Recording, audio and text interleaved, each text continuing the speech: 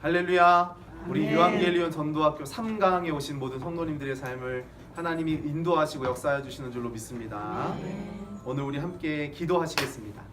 사랑이 많으신 하나님, 주의 거룩하신 은혜와 사랑으로 함께 해주시고 인도하사 늘 예수 그리스도의 한계를 증거하며 나아가는 우리의 복된 인생이 될 수 있도록 인도해 주시고 함께 해주시니 감사합니다. 유한겔리온 전도학교를 통해 우리 안에 불붙게 하시는 성령의 충만한 은혜와 사랑을 깨닫게 해주시고 늘 신실한 마음과 믿음으로 주님 앞에 정진하는 거룩한 삶의 결단이 있게 하여 주시옵소서. 4월 한 달 우리가 총력전도의 마음을 가지고 주의 복음을 전하는 매 순간마다 하나님이 섭리하시고 하나님이 동행하시고 역사하여 주시옵소서.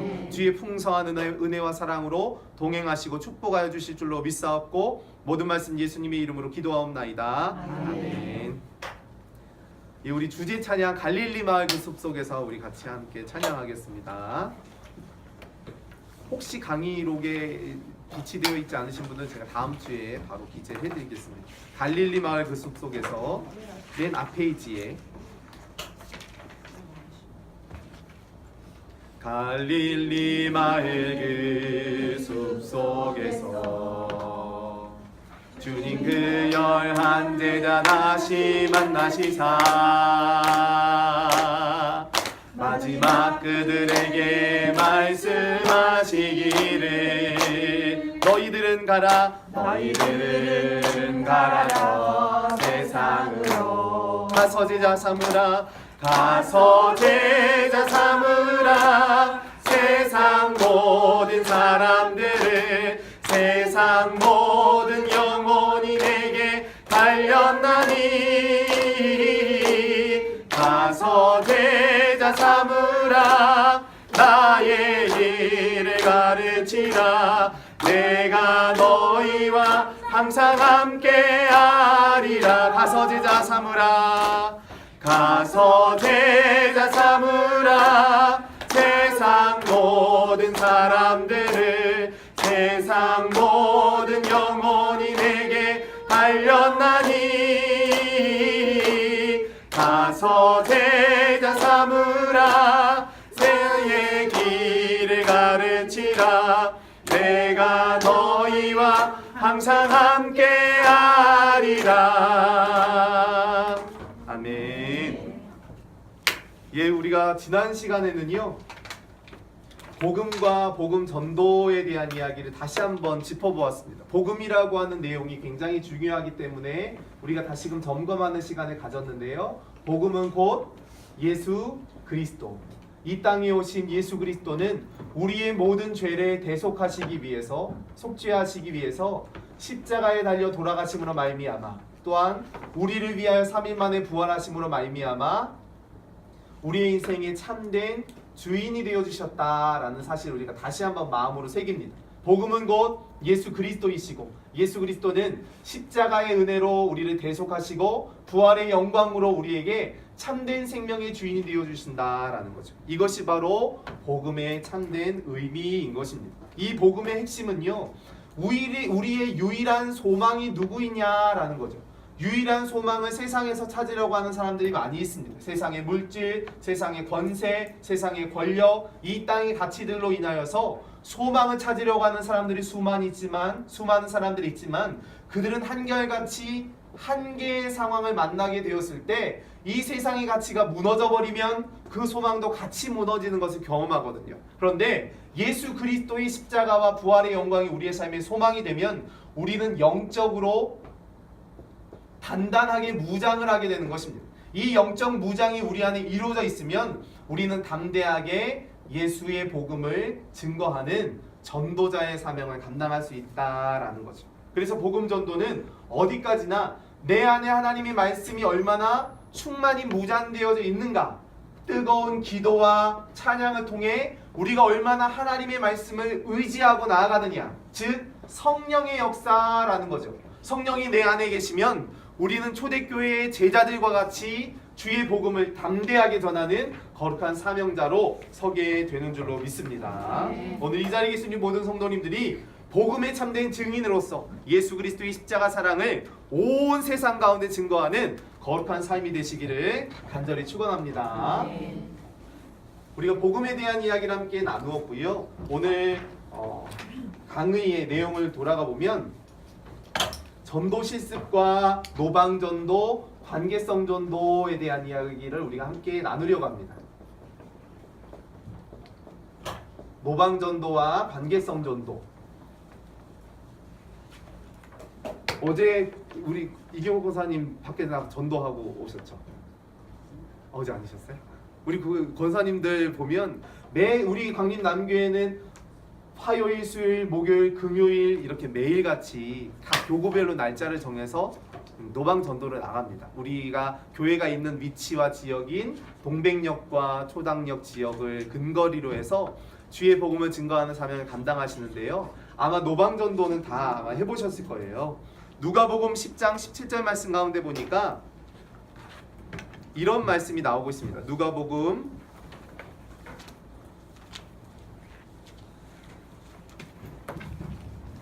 10장 17절 말씀 가운데 보니까 제가 읽어드리겠습니다. 70인이 기뻐하며 돌아와 이르되 주여 주의 이름이면 귀신들도 우리에게 항복하나이다 했습니다. 예수 그리스도의 이름, 지금 복음의 능력을 가지고 나아갔더니 많은 변화들이 일어났고요. 예수님 귀신이 정복되었습니다. 많은 사람들이 회복되고 다시 살아나는 역사가 일어났습니다. 그런데 왜 예수님이 보내셨는가 하면 누가복음 10장 1절 말씀 가운데 보니까 이런 말씀이 나오거든요. 그 후에 주께서 따로 70인을 세우사 친히 가려는 각 동네와 각 지역으로 둘씩 앞서 보내시며 이르시되 라고 했습니다. 그러니까 예수님이 70명의 제자들이 70명의 공동체, 복음을 전하고자 하는 공동체를 2명씩 짝을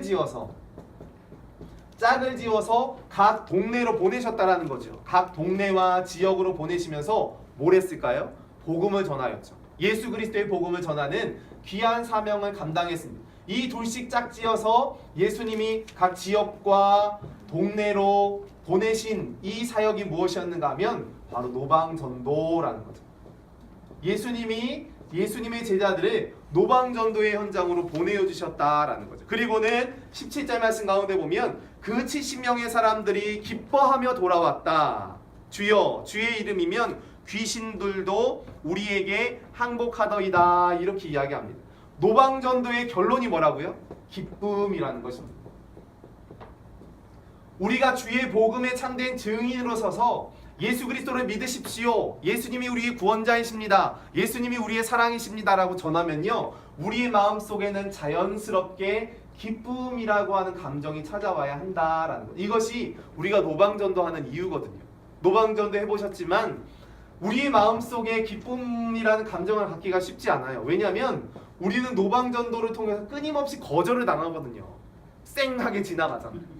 눈길도 안 줍니다. 어찌 그렇게 야박스러운지 사람들이 그냥 지나쳐 버린다라는 거예요. 그럼에도 불구하고 이런 거절감을 극복하는 것은 무엇인가 하면 바로 내 안에 계신 성령의 역사라는 거죠. 내가 하는 일이 저 사람에게 손해가 되는 일이라면, 잘못된 일이라면 우리는 미안해할 수밖에 없죠. 실수하는 거니까. 그런데 복음을 전하는 것이 다른 사람에게 손해를 끼치거나 잘못하는 일이거나 우리의 실수가 아니잖아요. 우리가 알고 있는 예수 그리스도, 그 사랑을 전하는 겁니다. 왜냐하면 그 영혼도 구원받아야 하니까. 구원받아야 할 영혼에게 주의 복음을 전하는 것, 그러다가 만나는 거절감은 하나님이 주시는 충만한 상급과 은혜가 될 수 있다라는 거죠. 그래서 우리의 마음속에는 무엇이 와야 하는가요? 바로 기쁨이 와야 한다는 거죠. 성령이 내 안에 계심으로 말미암아 복음을 전하는 자들은 언제나 어디서나 기쁨으로 춤추며 주님을 증거하는 귀한 사명을 감당해야 하는 줄로 믿습니다. 전도는요, 기쁨이라는 거죠. 같이 한번 이야기해 보겠습니다. 전도는 기쁨이다. 다시 한번 해보겠습니다. 전도는 기쁨이다. 예수님이 우리에게 이 기쁨을 선물하시기 위해서 바로 전도의 사명을 주신 거죠. 이 기쁨이라고 하는 것은요, 단순히 세상적인 것, 그 가치, 이 땅의 삶으로 얻어지는 기쁨이 아니라 하나님의 충만한 영광으로 인하여 찾아오는 기쁨, 특별히 한 영혼을 사랑하시는 예수 그리스도의 마음을 깨닫는 자가 얻을 수 있는 기쁨이라는 거죠. 천국에서 하나님이 가장 기뻐하실 만한 그런 축복된 일이 바로 전도라는 것입니다.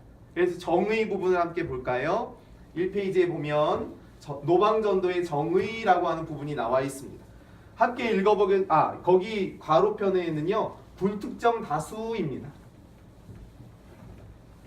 불특정 다수. 자, 노방전도의 정의 우리 한번 같이 읽어보겠습니다. 거리에서 나가서 하는 전도로서 정해지지 않은 불특정 다수에게 복음을 전하는 것. 정해지지 않았다라고 오늘 교재에서는 이야기를 하고 있는데요. 정해지지 않았다라는 것은 우리가 어떤 사람들을 만날 것인지 알 수 없다라고 하는 의미이죠. 물론 여기에는 우리가 만나야 할 거절감도 포함되어 있습니다. 그런데 분명히 복음을 받아들이는 자를 만난 것으로 인한 기쁨이 함께 공유되고 있다라는 거죠. 그래서 핵심 전략이 무엇인가 하면 함께 읽습니다. 전도자의 복음에 대한 야성을 키우며 사명을 다하는 전도 교육의 장. 노방전도는요, 가장 중요한 것이 무엇인가 하면 교육과 훈련의 장이 된다라는 거죠. 이번에 유한겔리온 전도를 들으시는 한 집사님께서 지지난 강의 끝나고 나서 저한테 얘기를 하시는 거예요. 노방전도에 대한 부담감을 이야기하시더라고요. 그래서 제가 뭐라고 말씀드렸는가 하면 당당하게 그리고 담대하게 예수 그리스도의 사랑과 복음을 전하시고 이것이 우리에게 영적인 훈련이 되는 과정입니다. 이렇게 설명을 드렸거든요. 왜냐하면 노방전도를 하다 보면 왜 저 사람들은 저렇게까지 하나라고 하는 인식을 받을 수도 있어요. 제가 그 단호 목회를 할 때 저희도 거의 매일 전도를 나가죠. 야쿠르트로 전도를 하고 물티슈로 전도하고 하여튼 이 방법 저 방법을 다 동원해서 전도를 하기 시작하는 거예요. 매일같이 전도를 하는데 하루는 이게 복지관이 근처에 있었거든요. 노인복지관을 향해서 지나가시는 한 할아버지가 우리를 이제 전도하는 사람들 딱 보면서 이렇게 하시더라고요. 다 이해가 되잖아요. 이 한마디에 다 이해가 되는 거예요. 너무 충격적이었죠. 저는 괜찮은데 이 전도하시는 성도님들을 뵀어요. 그랬더니 그분들도 하도 담대하게 교육 훈련이 끝난 상태라 그냥 넘어가시는 거예요. 복음을 모르니까 그럴 수 있는 사람들이잖아요. 이 불특정 다수의 사람들 속에는요, 거절할 수밖에 없는 이유를 가진 사람들이 있어요. 왜 거절하는가 하면 복음을 예수 그리스도를 모른다라는 거죠. 모르기 때문에 거절하는 사람들, 그 영혼을 향한 안타까움의 마음을 가지고 우리가 복음을 증거하는 훈련장이 바로 교육장이 바로 노방전도라는 거죠. 그래서 우리가 전도에 대한 담대한 마음을 가지고 나아갈 때 하나님은 영혼의 결실이라고 하는 기쁨의 자리로 우리를 또한 인도하시는 줄로 믿습니다. 성경 속에 노방전도가 어디 나와 있는가 하면요, 마가복음 1장 38절에 예수님이 이 땅에 오신 이유 있죠. 이르시되 우리가 다른 가까운 마을들로 가자. 거기서도 전도하리니 내가 이를 위하여 왔노라. 마을로 가라. 지역으로 가라. 너희에게 맡겨진 동네로 들어가라. 내가 그것을 위해서 여기 왔어. 이렇게 말씀하시죠. 예수님이 왜 오셨다고요? 노방전도도 필요하니까요. 왜냐하면 내 관계성 속에서만 전도를 하다 보면 한계성을 만날 때가 많거든요. 그렇기 때문에 내가 만나는 수많은 사람들에게 복음을 전해야 하는 사명이라는 거죠. 그리고 마태복음 4장 23절에 보니까 두루 다니사 천국 복음을 전파하시며 백성 중에 모든 약한 것과 병을 고치셨다. 예수님의 사역, 즉 예수님도 우리에게 노방전도를 명령하시고 노방전도를 통해 복음의 결실을 맺을 수 있도록 만들어주셨다라는 거죠. 자, 두 번째 페이지, 다음 페이지에 보면 그러면 전도자의 자세가 무엇인가에 대한 이야기가 나옵니다. 시작이 어렵다라는 거죠. 입을 떼는 게 어려워요. 처음 여기 계신 분들은 다 전도에 일가견이 있는 분들이시지만 처음 전도를 시켜보면요, 입이 안 떨어져요. 달달달달달 떨려가지고 무슨 말을 해야 되는지도 모르겠고 어떻게 전해야 되는지도 모르겠고. 그래서 전도에는 여기 교재에 적혀 있는 것처럼 최대 정지 마찰력, 그냥 정지 얼음 상태를 유지하는 힘이 있다라는 거죠. 복음전. 그래서 뭐가 필요한가요? 교육과 훈련이 필요하다는 거죠. 훈련을 통해 내 자신이 전도에 합당한 삶으로 변화되는 과정이 필요하다라는 거죠. 한 번 터지면요, 쉬워집니다. 우리 한번 입이 열리면 그 다음에 말씀을 전하는 것 술술술술 나올 수 있다라는 거죠. 제일 중요한 과정 자세가 무엇인가 두 번째로 보니까 웃는 얼굴이라는 거죠. 내 얼굴이 전도지라는 거예요. 우리 옆 사람들이 이야기했습니다. 당신의 얼굴이 전도지입니다. 당신의 얼굴이 전도지입니다. 지금 딱 이 모습 이대로 웃으면서 하셔야 돼요. 막 심각한 문제로 나도 심각한 문제를 끌어안고 있으면서 심각하게 다가가서 심각하게 전도를 하니까 이 사람이 깜짝 놀라는 거예요. 영적으로 반응을 하는 거예요. 깜짝 놀라서 도망치는 거예요. 그러니까 뭐예요? 웃는 얼굴로 전도하는 거죠. 10초 만에 스캔이 끝나요. 그 사람들. 그리고 저 전도지를 받을 것인가 말 것인가가 다 결정이 된다니까요. 얘기를 들어줄까 말까가 결정이 돼요. 우리의 얼굴, 우리의 스마일한 얼굴이 바로 예수 그리스도를 전하는데 가장 중요한 도구가 된다라는 거죠. 그리고 나를 먼저 오픈해라. 그러니까 내가 누구인지를 밝혀야 되는 거죠. 안녕하세요. 저는 광림남교회 누구누구 권사입니다. 오늘 예수 믿고 좋은 하루 되세요. 오늘 행복한 하루 되세요. 자신을 먼저 소개하는 거죠. 왜냐하면 요새 이단들도 많고 잘못된 사이비들도 많고 특별히 우리는 경계할 대상들이 옆에 있잖아요. 그렇기 때문에 각별히 조심해야 되고요. 이 지역 안에서도 이 하나님의 교회가 이단이라고 하는 사실을 아는 사람들이 굉장히 많이 있죠. 그리고 동백역에도 하나님의 교회 뭐 신천지 전도하는 사람들이 너무 많아요. 그렇기 때문에 우리가 누구인지를 정확하게 밝혀야 된다는 거죠. 광림남교회 누구누구 권사, 누구누구 집사, 누구누구 성도입니다. 오늘 하루 예수 믿고 행복한 하루 되세요. 예수 믿고 구원 받으세요. 이 짧은 한마디이지만요, 이 말 속에는 우리가 전해야 할 내용들이 다 담겨져 있다는 거죠. 안녕하세요. 저는 광림남교회 누구누구입니다. 오늘 예수 믿고 구원 받으세요. 오늘 행복한 하루 되세요. 이게 바로 우리가 전해야 할 짧은 멘트이지만 이 속에서 우리가 그 영혼을 위한 뜨거운 사랑의 마음을 전할 수 있다라는 거죠. 그리고 마음의 문을 열어주는 거 잘 아시잖아요. 아이가 지나가면 아이고 예쁘다 이렇게 시작하는 거죠. 이거 좀 먹어볼래? 이렇게 시작을 하는 거죠. 아무리 아이가 못생겼어도 예쁘다고 해주는 거예요. 영혼이 예쁘잖아요. 얼굴이 예쁜 게 중요한 게 아니고요. 영혼이 예쁜 게 중요하다니까. 그렇게 친근하게 다가가는 거. 그렇게 한마디만이라도. 그리고 어른들이 혹시 노인분들이 지나가실 때는 요새 몸은 좀 어떠셔요? 이렇게 하면서 친근하게 다가가는 거. 그게 참 중요하다라는 생각이 들고요. 그리고 상대방의 칭찬할 만한 점을 한마디 짧은 칭찬을 통해서 마음을 즐겁게 해줘야 한다. 그리고 가장 쉽게 복음을 전하려면요, 잘 받아줄 만한 대상이 필요하죠. 젊은 분들은 좀 까칠하게 되었을 수도 있어요. 그러니까 어린아이들이나 어른들 같은 경우에는 수용성이 있으시고 순수하기 때문에 많이 복음을 받아들일 수 있다라는 거죠. 그래서 전도에 대한 두려움을 버려야 된다라는 거죠. 이 페이지 마지막에 보면 하나님께서 나에게 예비된 영혼을 붙이실 때는 지금 나의 수준에 맞는 전도 대상자를 붙이신다. 처음부터 이 사람이 나한테 욕하면 어쩌지? 나한테 상처 주면 어쩌지? 겁먹을 필요가 없다. 혹 강한 상대를 만났다면 하늘의 상이 크다 하신 말씀을 기억하고 2배로 기뻐하자. 거절감 중에 아주 왕거절감을 만날 때가 있거든요.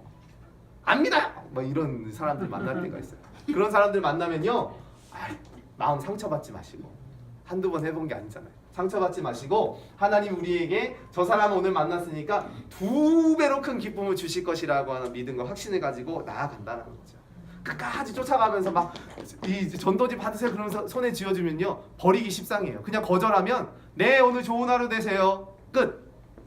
우리는 그 영혼을 위해서 우리의 할 몫에 최선을 다한 거예요. 그러면 하나님이 그 영혼의 마음속에 뿌려진 복음의 씨앗을 거두게 하실 수도 있고요. 그 대신 우리는 우리의 사명을 충실히 감당한 것이기에 끝까지 이렇게 따라가면서 할 필요는 없고요. 그냥 거절감에 있어서는 딱 거기까지 우리의 사명을 감당하는 그런 마음이 되셨으면 좋겠어요. 그리고 3번째 페이지에 보면 영혼을 향한 아버지의 마음을 달라고 기도하라. 그리고 기도로 전도의 능력을 받으라. 능력 있는 전도를 하려면요, 훈련이 필요하다. 훈련 없이 총 만들고 전쟁터에 나가면 패배. 불보듯 뻔하다는 거죠. 늘 성령 충만, 기도 충만하여야 한다는 거죠. 한 전쟁이 있었습니다. 전쟁이 있는데요, 마을이 전쟁터가 됐죠. 근데 많은 피해를 입었습니다. 근데 전쟁이 적군과 아군들 사이에 총격 전쟁이 벌어졌는데 아군들이 이 앞에서 굉장히 많이 죽어 있어요. 그런데 전쟁의 양상이 좀 독특하다 해서 조사를 해봤더니 보통 적군을 향해서 나가다가 총을 맞으면요 이렇게 맞아야 될 거 아니에요. 이렇게. 근데 전부 다 뒤에서 맞아서 죽었어요. 왜 그랬는가 하면 훈련이 안 된 군사들이 총을 쏘니까 적군을 쏴야 되는데 아군만 다 죽인 거예요. 다. 훈련이 안 돼 있으니까요. 방향성도 없고 왜 쏘는지도 모르고 그냥 다다다다 죽이니까 아군이 다 뒤에서 맞아 죽었더라는 거예요. 영적인 훈련도 굉장히 중요합니다. 우리에게 맡겨져 있는 이런 삶의 현장에서 예수님이 우리에게 전도를 명령하셨다는 것은요. 아까도 여기 교재에 적혀 있었던 것처럼 준비된 만큼, 준비된 분량만큼 예비된 전도자들을 만나게 하신다라는 거예요. 오늘 우리가 성령의 충만함으로 주님을 의지하며 믿음으로 나아갈 때 하나님은 우리 안에 놀라운 역사의 현장이 일어날 수 있도록 만들어주시는 줄로 믿습니다. 4월 총력전도의 달인데요. 여기 유한겔리온 전도팀 오신 분들은 필히 3명 이상씩 전도하셔야 돼요. 아멘. 아멘 소리가 너무 지금 아군한테 총쏘를 입장 들이셔 지금. 4월 한도 총력전도에 3명 이상 전도하시기 바랍니다. 아멘. 그렇죠. 적군한테 총을 쏴야 된다니까요.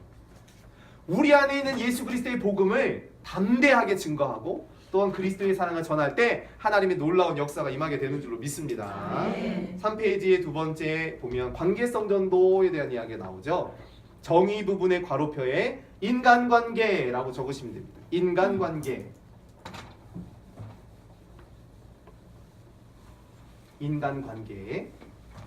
그리고 우리 한 목소리를 한번 읽어보도록 하겠습니다. 가족, 친구, 측근 등의 인간관계가 있는 사람에게 복음을 나누는 것. 우리의 관계성 안에서 복음을 나눈다라는 거죠. 핵심 전략이 무엇인가 하면 정과 연, 직장과 인맥 등을 활용해서 집중적으로 전도하는 것이라고 했습니다. 성경 속의 관계 전도 볼까요? 안드레가 바로 자기 형제였던 시몬에게 전도했죠. 요한복음 1장에서. 그리고 요한복음 1장 43절에서는 빌립이 친구였던 나다나엘에게 전도를 합니다. 나사렛에서 무슨 선한 것이 나겠느냐? 나다나엘이 이렇게 이야기하거든요. 그러니까 나중에 예수님을 만나고 나서 예수님이 뭐라고 하시는가 하면요. 내가 무화과 나무 아래서 무슨 일을 했는지 내가 다 알고 있다. 이렇게 말씀하시니까 나다나엘이 깜짝 놀라요. 그리고는 당신이 우리의 주님이십니다. 고백해요.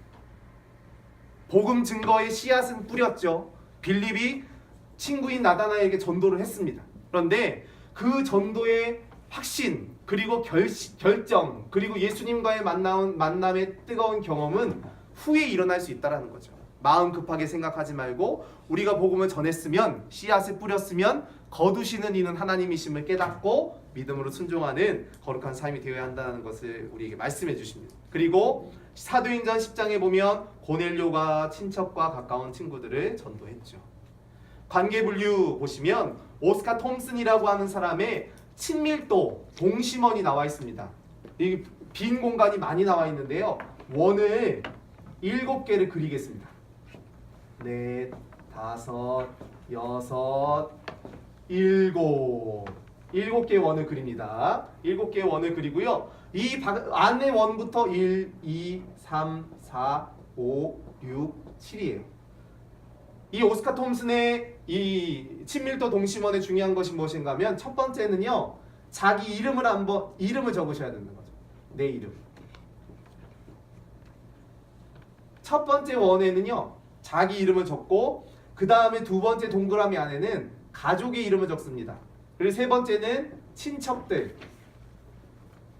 그리고 사업이나 동료 아니면 이웃 네 번째 동그라미 다섯 번째는 틀렸어요. 네 번째 동그라미는 친구들 동료 이웃 그 다음에 여섯 번째는 아는 사람 일곱 번째는 잘 모르는 사람. 우리의 관계성이 무엇인가가 이렇게 딱 나누어져 있죠. 오스카 톰슨의 동심원의 기인한 관계성이에요. 제일 먼저는요. 제일 중요한 관계성이 뭐냐라는 거죠. 제일 중요한 관계성은 나와의 관계. 하나님과 나와의 관계, 나와의 관계. 나는 복음에 대해서 어떤 생각을 가지고 있는가? 나는 예수 그리스도의 사랑을 어떻게 깨달아 왔는가? 내 안에 예수 그리스도를 만난 뜨거운 영적 경험이 있으면요, 우리는 그 복음의 열정으로 세상 가운데 예수님의 사랑을 증거하지 않을 수 없다라는 거죠.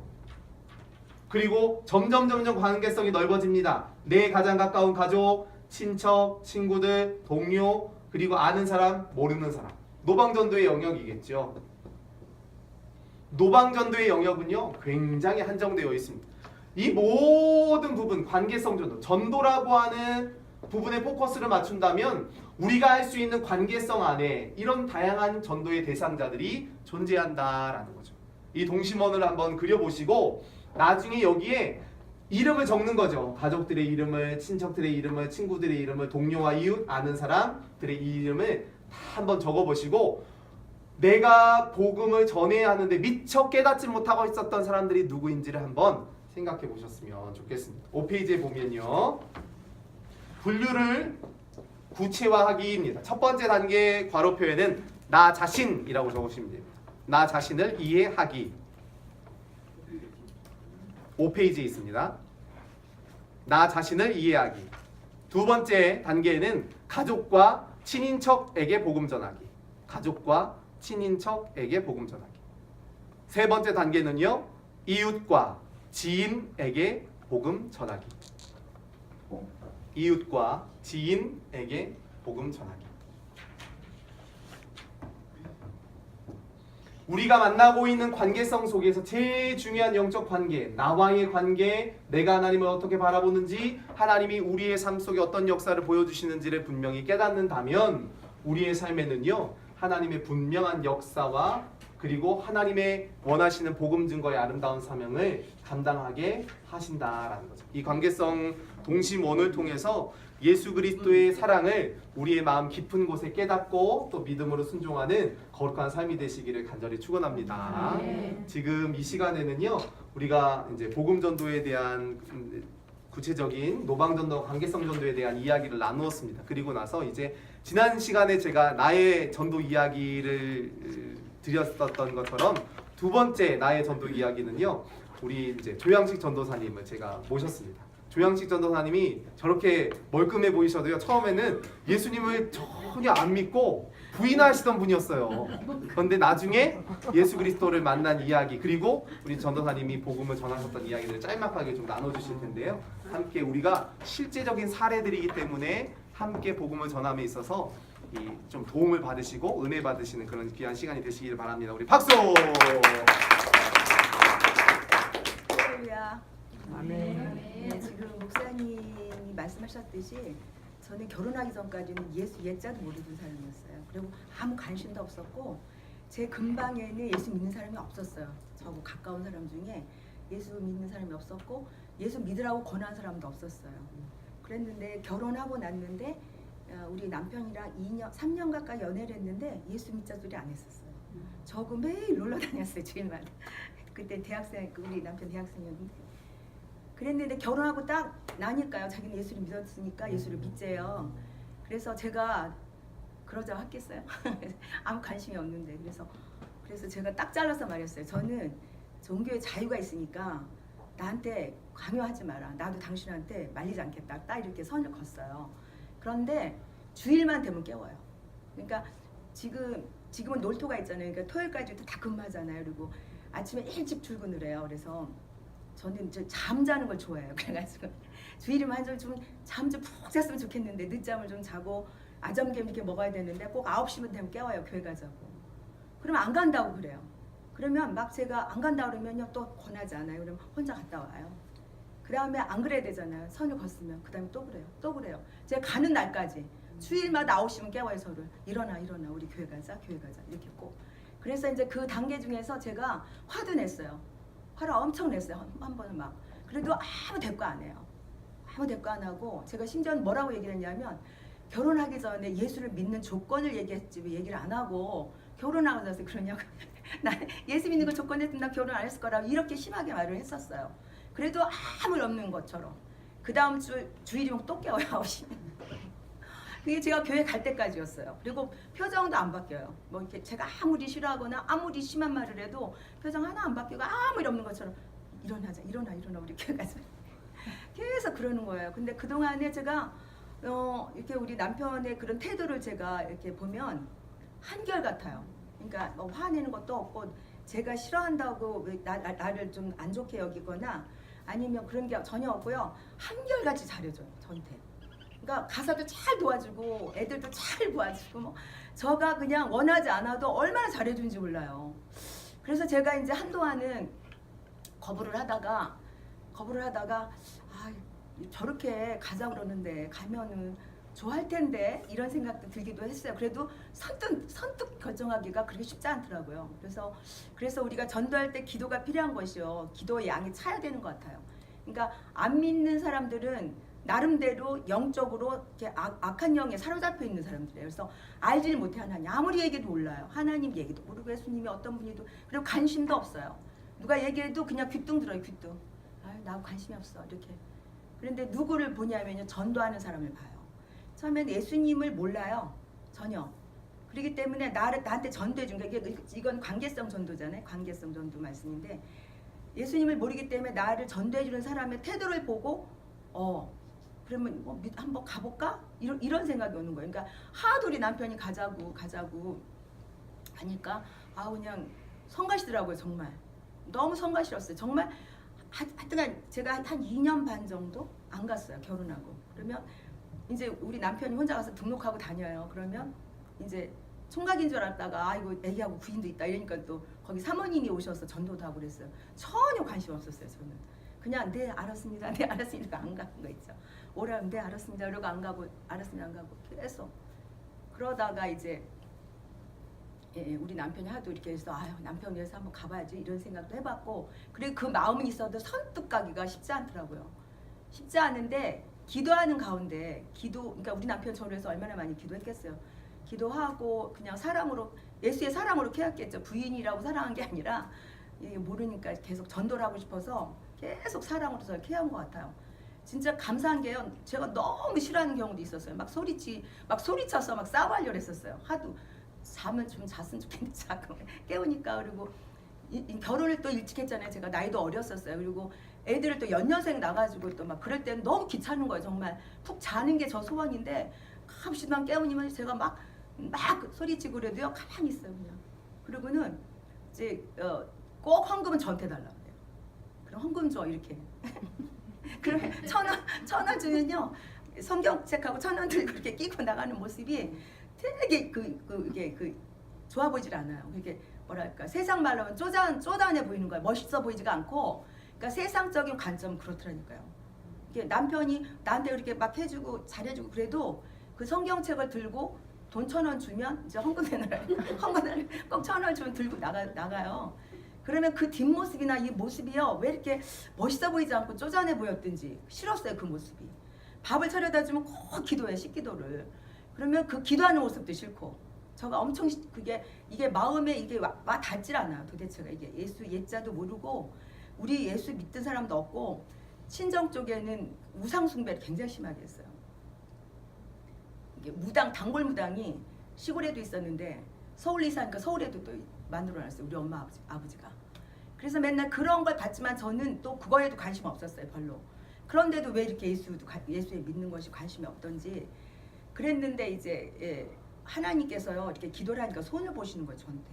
그러니까 제가 아기를 낳았는데 둘째 딸을 낳았는데 오늘 못 넘긴다 오늘 못 넘긴다 맨날 일주일 동안 애가 못 산대요. 호흡곤란증이 와가지고 호흡곤란증이 와가지고 그런데 이제 다급한 거예요. 제가 얘가 살아야 되는 거예요. 제가 마음에.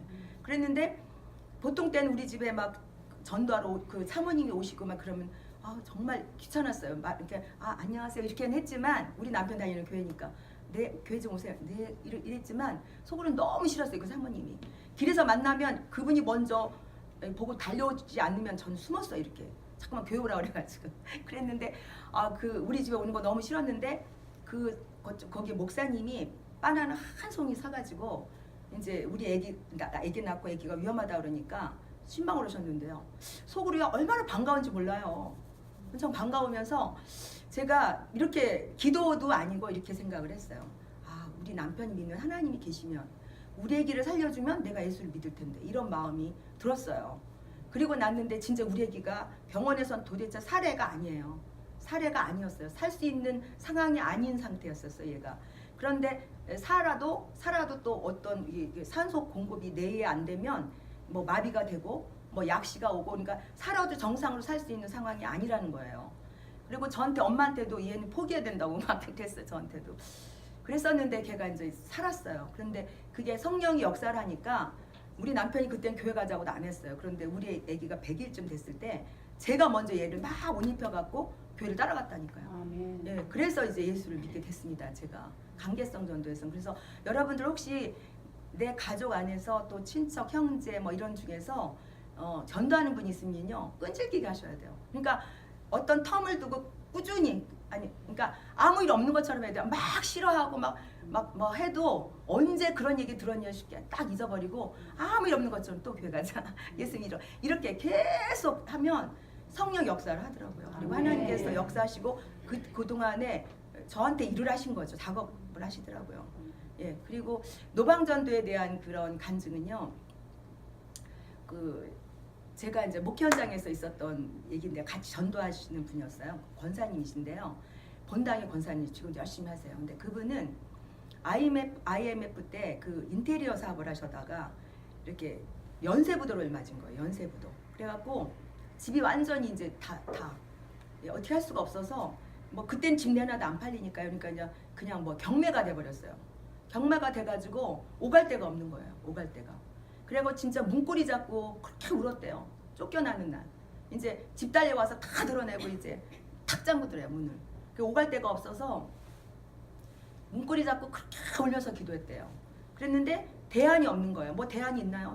부도 나고 뭐 부도 나면 줄 사람은 안 나타나고 받을 사람만 달라고 나타나고 그러잖아요. 그러니까 오갈 데가 없어서 문고리 잡고 그렇게 울고 기도하고 며칠을 이제 기도하는 가운데 그쪽에 동네, 살던 동네, 그 건너편 동네로 와서 집을 돌아봤대. 그랬더니 이렇게 옥탑방에다가 5층인가 6층에 그래요. 거기 옥탑방에 이렇게 만들어 놓은 집이 하나 있더래요. 근데 되게 싸더래요, 거기가.